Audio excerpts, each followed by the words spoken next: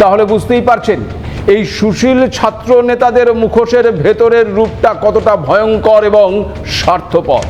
পাকিস্তানের জুতোয় পা গলিয়ে ভারত বিরোধিতার বিদ্বেষ ছড়াতে কোনো কসুর করছে না বাংলাদেশের তথাকথিত এই ছাত্র নেতারা। মিডিয়ার সামনে গরম গরম বক্তব্যে নিজেদের নেতা বলে পরিচয় করানোর চেষ্টায় রয়েছেন তারা। আবার সেই তথাকথিত ছাত্র নেতাদের শিক্ষার এত অভাব যে সামান্য ভাষা জ্ঞানটুকু নেই। কোথায় কি শব্দ ব্যবহার করতে হয় তা জানা নেই তাদের।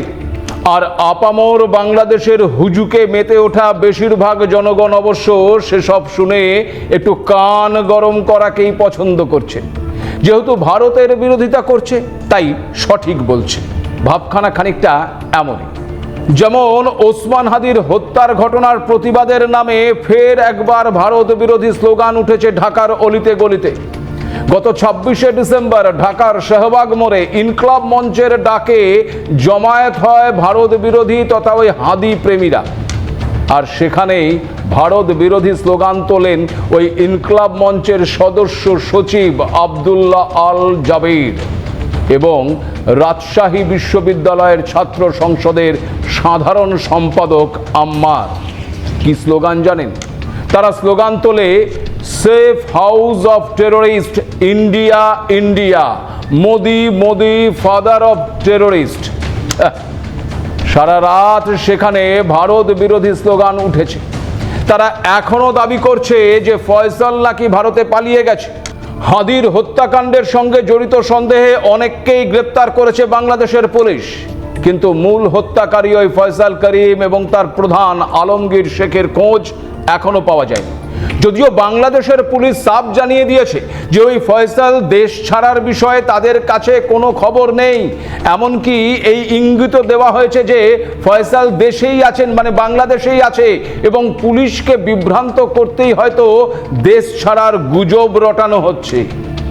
সেক্ষেত্রে বাংলাদেশের অভ্যন্তরেই কান পাতলে শোনা যাচ্ছে অন্য কথা। ভারত নয়, হাদির হত্যার পেছনে বাংলাদেশের রাজনৈতিক দলগুলোর দিকেই আঙুল তুলছেন বাংলাদেশের সাধারণ মানুষের একাংশ। খোদ হাদির ভাইও ইউনূসের প্রশাসনের দিকে আঙুল তুলেছেন। তারপরেও ভারত বিরোধিতার শেষ নেই। আর আপনারা জানেন যে এই ওসমান হাদি গুলিবিদ্ধ হওয়ার কয়েক ঘন্টা আগে ভারতের বিকৃত একটি মানচিত্র পোস্ট করেছিল সমাজ মাধ্যমে।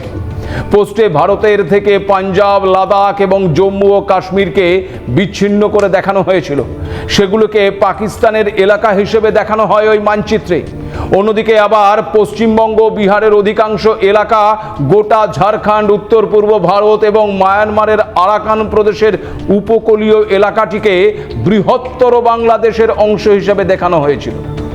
তাহলে বুঝতেই পারছেন তথাকথিত ছাত্র নেতাদের রন্ধ্রে রন্ধ্রে বাংলাদেশের ভালো চাওয়ার চেয়েও রয়েছে ভারতের বিরোধিতা।